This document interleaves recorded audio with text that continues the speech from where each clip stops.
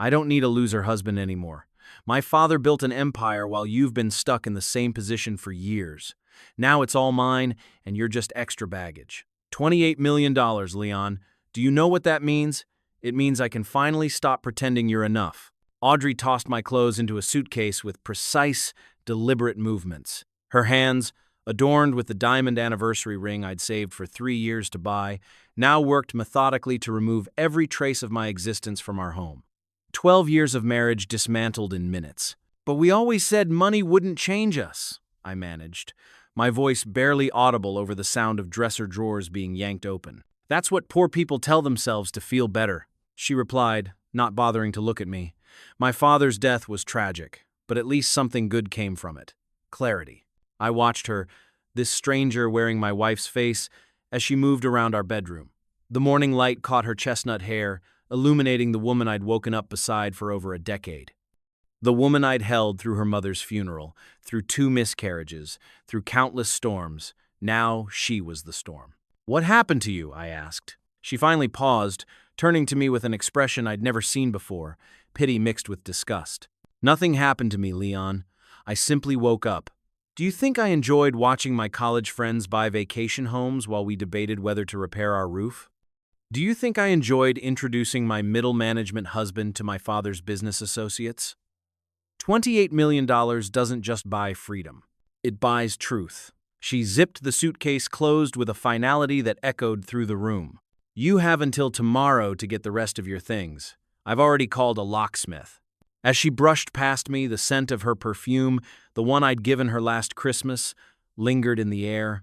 My hand reached out reflexively, catching her wrist. "Audrey, please, don't touch me," she jerked away as if burned. "You know what the saddest part is? My father always liked you. Said you had perspective, whatever that means." She laughed, a hollow sound I'd never heard from her before. Guess his perspective didn't see this coming. She left me standing there, surrounded by the ruins of my life, unaware that her words had just triggered a sequence of events that would bring her to her knees. Because what Audrey didn't know, what she couldn't possibly know, was that her father had seen everything coming. Everything. And he had prepared accordingly. My name is Leon Mercer, and until 2 weeks ago, I was happily married to Audrey Blake. At least, I thought I was happily married. Amazing how quickly certainty can dissolve, isn't it? If you're listening to this story, maybe you've experienced something similar, that moment when the floor drops out from under you and everything you believed about your life shatters. If so, stay with me. This story might give you something you desperately need right now: hope. I was born in a small town 2 hours from the city where I now live. My parents owned a hardware store, nothing fancy, but enough to put food on the table and send me to college. I studied business administration, graduated with decent grades, and landed a job at a mid-sized company that manufactured specialized industrial parts. That's where I met Audrey. She worked in marketing, fresh out of college like me, with ambition that radiated from her like heat. While I was content learning the ropes, understanding the business from the inside out, Audrey was already mapping her ascent. She'd stay late, come in early, volunteer for every project that might put her in front of senior management. I admired her drive, her clarity of purpose. We started dating 6 months after we met. Our first date was a disaster. The restaurant lost our reservation, it poured rain, and my car broke down on the way home. We ended up eating fast food in a laundromat while our clothes dried. Through it all, Audrey laughed. Really laughed. Not the practiced, polite laugh she used at work, but deep, genuine laughter that transformed her face into something so beautiful it hurt to look at her. "This is perfect," she'd said, dipping a fry into ketchup. Now, our story will be interesting when people ask how we met. That's the woman I fell in love with. That's the woman I married 2 years later in a small ceremony her father paid for, despite our protests. Henry Blake was a self-made man who had built Blake Manufacturing from nothing. He started in his garage with 1 machine and now employed over 300 people. He was respected, feared, and admired in equal measure. When I first met him, I was terrified. "So you're the young man who's stolen my daughter's heart," he'd said, shaking my hand with a grip that made my knuckles crack. "Yes, sir," I'd replied, trying to match his intensity. He'd studied me for a long moment, then smiled, a small but genuine expression that transformed his imposing face. "Call me Henry, sir makes me feel old." Over the years, Henry became more than a father-in-law to me. While Audrey eventually left our company to work for her father, climbing the ranks at Blake Manufacturing with the same determination she applied to everything, I stayed put. I was promoted a few times, eventually reaching middle management, but never with the meteoric rise Audrey experienced. It didn't bother me. I liked my job, my team, the steady rhythm of my days. Audrey seemed to accept this about me, though occasionally she'd drop hints about positions at her father's company. "Dad could use someone like you in operations," she'd say over dinner. "I'm happy where I am," I'd reply, and that would be the end of it. What Audrey didn't know, what no one knew, was that every Sunday morning for the past 8 years, I'd been meeting with Henry. It started innocently enough. He called me one Sunday asking for help with his computer. When I arrived, his computer was fine. Instead, he led me to his workshop behind the main house. "I need a fresh pair of eyes," he said, showing me a prototype he'd been working on. Someone who isn't blinded by ambition. That first Sunday stretched into 3 hours of conversation about innovation, market trends, and human psychology. By the time I left, something had shifted between us. The following week, he called again. "Sunday morning work for you?" he asked without preamble. And so began our ritual. Audrey thought I was playing golf, a lie I hated maintaining, but one that Henry insisted upon. "She wouldn't understand," he told me once. "Audrey sees business as a series of victories to be won. You see it as a community to be nurtured. Both perspectives have value, but she's not ready to hear that from me." In his workshop, surrounded by half-finished prototypes and blueprints, Henry shared the soul of Blake Manufacturing with me. He talked about the families that depended on the company, the legacy he hoped to build, the values he refused to compromise. I listened, offered insights, occasionally challenged his thinking. He did the same for me. "You have a gift, Leon," he told me on his 70th birthday. "You see people, really see them. Audrey sees opportunity. Together, you could be unstoppable." The irony of his words haunts me now, as I sit in this small, rented apartment, surrounded by hastily packed boxes containing 12 years of married life. Henry died 3 weeks ago, heart attack, sudden and unexpected. The grief had barely begun to settle when the lawyers read the will and everything changed. $28 million in full ownership of Blake Manufacturing, all to Audrey. I received nothing directly, which didn't surprise or upset me. Henry had given me something far more valuable than money over the years: mentorship, friendship, purpose. Or so I thought. What I couldn't have anticipated was how quickly wealth would transform the woman I loved into someone I barely recognized. The grief-stricken daughter who had clung to me at the funeral morphed within days into a cold-eyed stranger who saw our marriage as just another entry-level position she'd outgrown. The morning after she kicked me out, my phone rang. Unknown number. "Leon? It's Philip Chen, Blake Manufacturing's accountant. We need to talk." "About what?" I asked, rubbing sleep from my eyes. I'd barely slept, the echo of Audrey's words keeping me awake through the night. "Not over the phone," he said, his voice tight with something I couldn't identify. "Can you meet me at the Morning Brew in an hour?" "Philip, I don't work for Blake." "Trust me," he interrupted. "You're going to want to hear this, especially the part about Section 7B. "Section 7B?" I repeated, confusion momentarily displacing my exhaustion. There was a pause, then Philip asked a question that sent a chill down my spine. "Did Audrey tell you about the conditions of the inheritance?" I met Philip at the Morning Brew an hour later. The small cafe was busy with the morning rush, conversations and espresso machines creating a buffer of white noise that ensured our privacy. Philip was already seated in a corner booth, a manila folder on the table in front of him. "You look terrible," he said as I slid into the seat across from him. "Thanks. Been a rough couple of days," I replied, gesturing to the waitress for coffee. Philip had worked for Henry for over 20 years. A quiet, meticulous man with thinning gray hair and wire-rimmed glasses, he wasn't someone who engaged in office politics or unnecessary conversation. If he wanted to meet, it was important.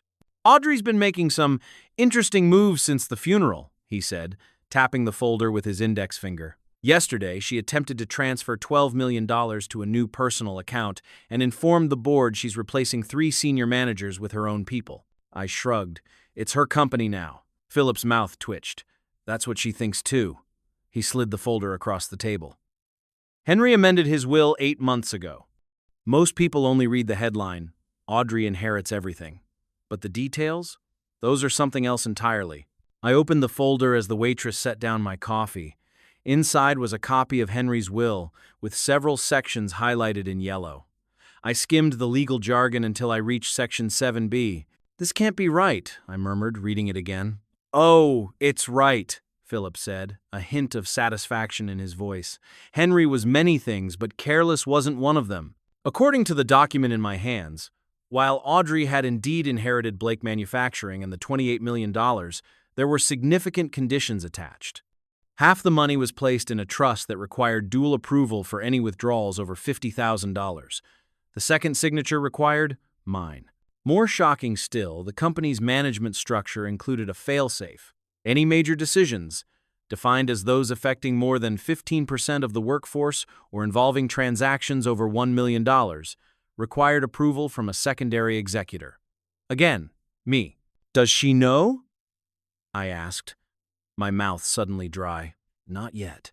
She attempted the transfer. I told her it needed additional approval per her father's wishes and suggested she review Section 7B. "She's probably reading it right now?" Philip checked his watch. "I'd expect a call within the hour." I stared at him. Why would Henry do this? We never discussed anything like this during our Sundays together. Philip's eyebrows shot up. "So you know about the Sundays?" "Of course. I was there." "Then you already have your answer." He stood, dropping cash on the table for his coffee. "Henry told me once that his daughter had his drive, but you had his heart.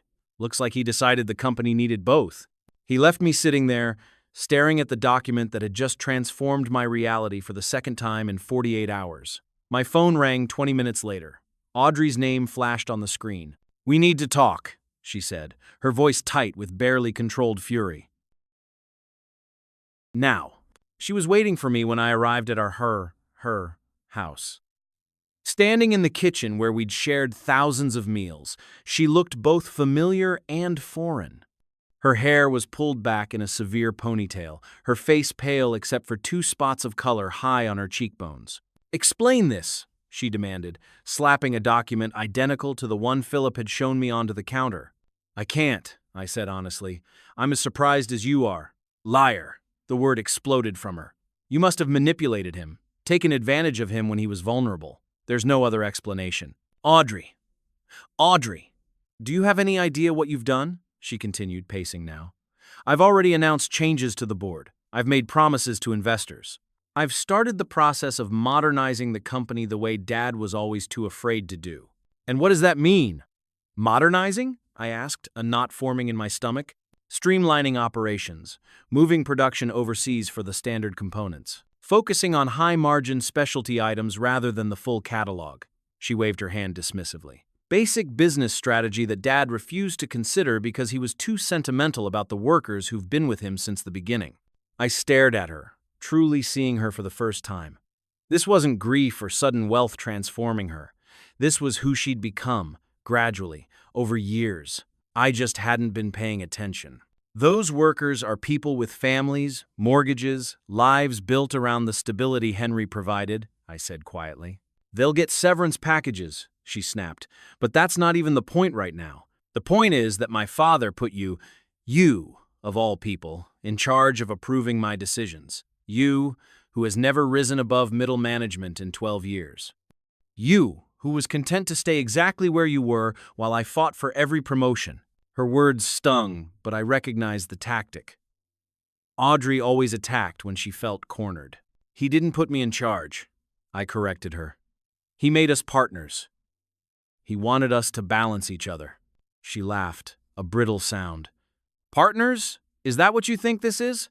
Let me be very clear, Leon. This is a mistake, a legal error that my attorneys will correct. In the meantime, you will sign whatever I put in front of you, or I will make your life a living hell." "Or what?"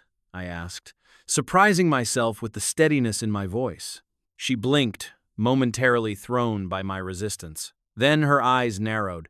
"Or I'll tell everyone about your little secret, how you've been lying about playing golf for 8 years while sneaking around with my father behind my back. It wasn't like that." "It doesn't matter what it was like," she shouted. "It matters what it looks like. How do you think the board will react when they learn that their founder's son-in-law was manipulating an old man? How do you think your precious workers will feel when they discover their jobs depend on someone who built a relationship with the owner through deception? I felt the blood drain from my face. She was right. The Sunday meetings, kept secret all these years, now looked suspicious. Henry's decision to give me this power would seem like the result of undue influence rather than trust earned. Think it over, Audrey said, her voice suddenly calm again. I need those transfers approved by tomorrow morning. She turned to leave the kitchen, then paused. One more thing. Dad's old workshop. I'm having it cleared out next week. If there's anything of yours there, you should get it before the demolition crew arrives. The casual cruelty of it, knowing how much that space meant to both Henry and me, left me speechless.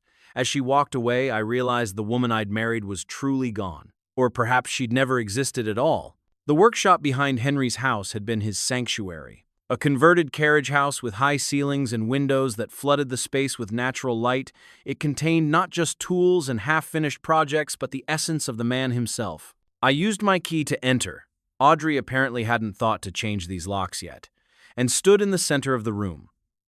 Breathing in the familiar sense of metal, wood, and the faint trace of Henry's aftershave. Workbenches lined the walls, covered with prototypes and detailed drawings. A worn leather armchair sat in one corner, next to a small refrigerator that Henry kept stocked with root beer, his one vice. Above the largest workbench hung a sign that read, "The solution exists. Your job is to find it." I ran my fingers along the tools, remembering how Henry's hands, large, calloused, and surprisingly gentle, had manipulated them with expertise born of decades of practice. He'd started as a machinist before founding his company, and he never lost his love for the practical side of creation. Moving to his desk, I began opening drawers. I wasn't sure what I was looking for, something that might explain why he'd put me in this impossible position, perhaps. The top drawers contained what you'd expect: pens, paper clips, notepads filled with his distinctive handwriting. The bottom drawer was locked. I frowned, trying to remember if I'd ever seen Henry open it. He kept most things in plain sight, claiming that secrets required too much energy to maintain. Yet here was a locked drawer in his private workspace.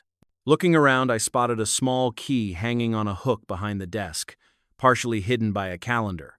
It fit perfectly. Inside the drawer was a single item, a leather-bound journal with Henry's initials embossed on the cover. I opened it with trembling hands. The first page contained a single sentence, "For Leon, when the time comes." He'd known. Somehow, he'd anticipated this very scenario. I began to read, and as Henry's voice filled my head through his written words. A plan, his final gift to me, to the company, and, ironically, to Audrey herself, began to take shape. The next morning, I called Philip. "I need everything you have on Project Phoenix," I said without preamble. There was a long pause. "How do you know about Phoenix?" he finally asked. "Henry's journal. He left it for me in the workshop." Another pause. "I'll send what I have." "But, Leon, Audrey's lawyers are circling. They're claiming Henry wasn't of sound mind when he amended the will, that the conditions in Section 7B are invalid." My heart sank. Can they do that? They can try. It'll take time, but with enough money and the right connections.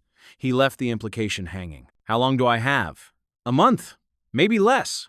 "That's enough," I said, with more confidence than I felt. "And Philip?" "Not a word about Phoenix to anyone, especially Audrey." "Of course not," he replied, sounding almost offended. "Henry trusted you with this for a reason. I'm just the numbers guy." But Philip was far more than that, as I would soon discover. He was the keeper of secrets that would either save Blake Manufacturing or tear it apart. And the clock was ticking. The morning after discovering Henry's journal, I arrived at Blake Manufacturing for the first time since the funeral. Walking through the main production floor, I was struck by how little had changed. The same machines hummed with activity, the same faces greeted me with nods or waves. They didn't know yet that their livelihoods hung in the balance, caught between Audrey's ambition and Henry's foresight. Teresa, the head of assembly who'd been with the company for 22 years, spotted me and hurried over. "Leon, thank goodness. The rumors are getting wild around here." She lowered her voice. "People are saying mass layoffs are coming. That production's moving overseas. Tell me it's not true." I hesitated, unwilling to lie but unable to provide reassurance. "It's complicated, Teresa, but I'm doing everything I can to protect everyone." Her eyes, lined from years of precision work, studied my face. "Henry always said you were the one with common sense in the family. We're counting on that now." The weight of her trust pressed down on me as I made my way to Henry's, now Audrey's, office. The door was closed, but I could hear raised voices inside. I knocked once and entered without waiting for a response. Audrey sat behind the massive oak desk, her back to the wall of windows that overlooked the production floor. Across from her were two men in expensive suits I didn't recognize, and Philip, whose expression betrayed nothing when he saw me. "Leon," Audrey said, her tone arctic, "we're in a meeting." "I can see that." I closed the door behind me. "But since it concerns the company, I thought I should join you. Section 7B, and all that." The larger of the two strangers stood, extending his hand. "Thomas Wright, Coastal Capital Partners. This is my associate, David Kim. We were just discussing some exciting investment opportunities with your wife."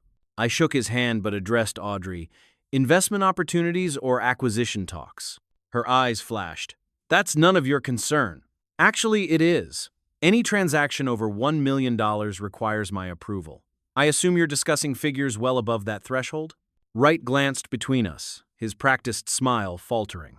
"Perhaps we should reschedule when you've had a chance to align internally." "No need," Audrey said quickly. "My husband is simply confused about his role. The legal details are being sorted as we speak." "Not confused at all," I countered, maintaining eye contact with Wright. "I'm the secondary executor named in Henry Blake's will, with approval authority over major transactions. I'd be happy to have our attorneys explain the situation to yours before you proceed further." The two investors exchanged glances. David Kim cleared his throat.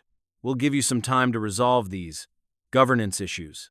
Ms. Blake, we'll be in touch." After they left, Audrey exploded. "Are you trying to destroy this company?" she hissed, standing so abruptly her chair rolled back and hit the window. "Coastal was prepared to inject $30 million in capital for expansion." "In exchange for what?" I asked quietly. 40% ownership and 3 board seats. Philip supplied, speaking for the first time, plus a guaranteed option to purchase another 20% in 3 years at a preset valuation. "So they'd control the company within 3 years?" I translated. "They'd provide growth capital and strategic guidance," Audrey countered, "something we desperately need in an increasingly competitive market." "Is that what they told you?" I moved to the window, looking down at the production floor where dozens of people worked, unaware their futures were being decided. Did they mention their track record of asset-stripping manufacturing companies, or how they typically relocate production to reduce costs? Her silence told me she either didn't know or didn't care. "We need to talk," I said. "Privately." Philip took the hint and gathered his papers. "I'll email you both the quarterly projections by end of day," he said, nodding to me almost imperceptibly as he left. Alone with Audrey, I felt the familiar pull of our history fighting against the bitter reality of our present. For a moment, neither of us spoke. "What happened to us?" I finally asked. She laughed, a hollow sound. "Nothing happened to us. I simply outgrew you." "No," I shook my head. "This isn't about outgrowing me. This is about forgetting who you are." "Don't be dramatic. I know exactly who I am." "Do you?" "Because the Audrey I married wouldn't sell out 300 employees to impress some venture capitalists. The Audrey I married understood that her father built this company on relationships and trust, not just balance sheets and profit margins." "The Audrey you married was naive," she snapped.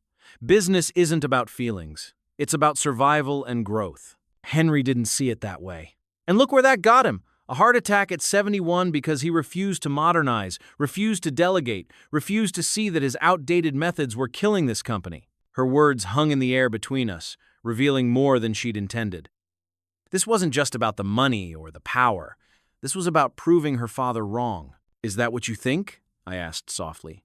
"That Henry died because the company was failing?" Something flickered across her face. Doubt, perhaps, or a flash of the grief she'd been suppressing. "The company isn't failing, Audrey. It's evolving, just as Henry planned. That's what Project Phoenix is all about." Her eyes widened.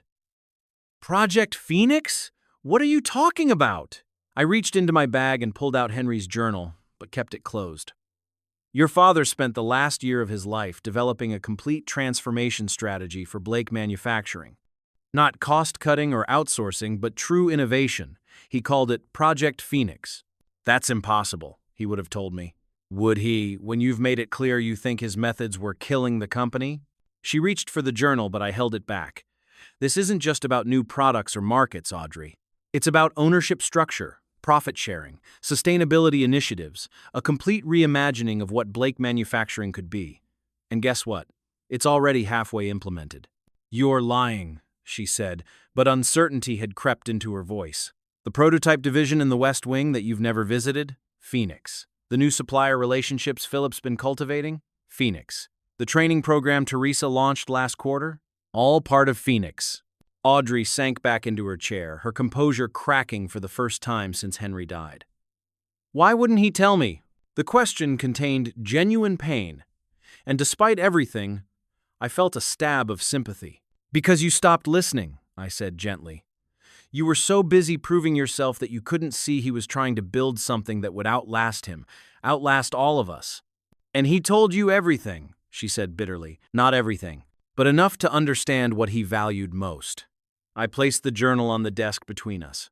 Read it. Then we'll talk about what happens next. I turned to leave, but her voice stopped me.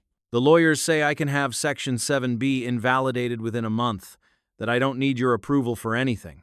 I looked back at her. This woman I'd loved for so long now transformed into someone I barely recognized. You have a month then. Use it wisely. The next 3 weeks unfolded like a high-stakes chess match. Audrey, armed with Henry's journal, but unwilling to concede defeat, pursued dual strategies. Publicly, she appeared to embrace Project Phoenix, holding meetings with department heads and touring facilities she'd previously ignored. Privately, her lawyers worked feverishly to undermine the conditions of Henry's will. I focused on implementing as much of Phoenix as possible before her legal team could strip my authority. Philip became my closest ally, working late into the night to restructure finances according to Henry's vision. Teresa mobilized the production teams, helping them understand and embrace the coming changes.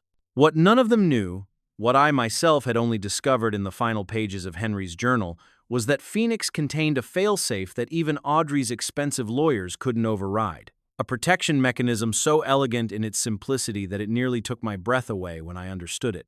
10 days before the court hearing that would determine whether Section 7B could be invalidated, Audrey called an emergency board meeting. I arrived to find the conference room packed not just with board members, but with key employees from every department. Thank you all for coming, Audrey began, looking polished and confident in a navy suit that reminded me painfully of Henry. As you know, my father's passing left Blake Manufacturing at a crossroads.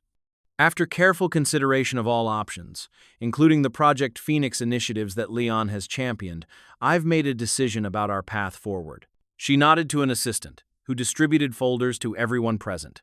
Inside, you'll find details of a strategic partnership with Coastal Capital Partners. They've offered significant investment to accelerate our growth, particularly in emerging markets. This will mean exciting changes for all of us. Murmurs filled the room as people flipped through the documents. I caught Teresa's eye across the table. Her expression reflected the growing unease in the room. Some restructuring will be necessary, Audrey continued smoothly. But change brings opportunity. Coastal's expertise in global manufacturing will allow us to compete at a level my father only dreamed of. And the Phoenix initiatives? Teresa asked, her voice cutting through the murmurs. Some elements will be incorporated where they align with our new direction, Audrey replied. Others, unfortunately, aren't compatible with modern business realities. I stood slowly, drawing all eyes to me. Before we proceed, I think it's important for everyone to understand exactly what these modern business realities entail. I turned to the room at large. The Coastal proposal would move 70% of production overseas within 18 months. It would reduce our current workforce by approximately 200 positions. And it would eliminate the profit-sharing program Henry established 20 years ago. The room erupted in concerned voices. Audrey banged a gavel, glaring at me. That's a gross mischaracterization, she snapped. The partnership creates new opportunities. For whom? I interrupted. Not for the people in this room. Not for the families that depend on Blake Manufacturing. Certainly not for the community Henry helped build. This isn't your decision to make, Audrey said, her voice dangerously low. Actually, it is, I replied, opening my own folder. According to Section 7B, any transaction of this magnitude requires my approval, which I'm formally withholding. I distributed my own documents. Instead, I'm proposing we move forward with the complete Phoenix plan, effective immediately. As people began reading the Phoenix details, many for the first time, expressions of shock, then interest, then growing excitement spread through the room. Henry's vision wasn't just about preserving jobs. It was about transforming Blake Manufacturing into an employee-owned enterprise with cutting-edge products and sustainable practices. Audrey's face flushed with anger. "This is temporary obstruction. My lawyers will resolve the Section 7B issue next week." "Perhaps," I acknowledged, "but there's something your lawyers don't know." I slid a final document across the table to her. "Henry filed these papers with the state 6 months ago. They were held in escrow until specific conditions were met, which they now have been." She snatched the paper, scanning it with growing disbelief. "This can't be legal." "It's not only legal, it's ironclad," Philip interjected, speaking for the first time. "I helped draft it myself." "What is it?" someone asked. Philip adjusted his glasses. "A conversion of Blake Manufacturing's corporate structure into a benefit corporation with an employee ownership trust holding 49% of shares. The conversion was triggered automatically upon specific events occurring after Henry's death. In simple terms," I added, watching Audrey's face as comprehension dawned, "Henry ensured that no single person, not me, not Audrey, not outside investors, could ever have complete control over the company's fate. That power now belongs to everyone who works here." The room exploded with questions. As the board members and employees processed this revelation, I watched something crumble behind Audrey's eyes. Not just her plans or her pride, but the narrative she'd constructed about her father, about me, about herself. She stood abruptly and left the room without another word. I found her an hour later in Henry's workshop, sitting in his leather chair, the journal open on her lap. Tears streaked her face, making her look younger, vulnerable in a way I hadn't seen since before wealth hardened her. "He never trusted me," she said without looking up. "All those years he was planning to take it away from me." "That's not true." I sat on a nearby stool. "He was protecting the company from anyone, including himself, who might value profit over people. Including you. Including me." "Then why tell you and not me?" I considered my answer carefully. "Because you wouldn't have listened. You were too busy proving you could be him to understand that wasn't what he wanted."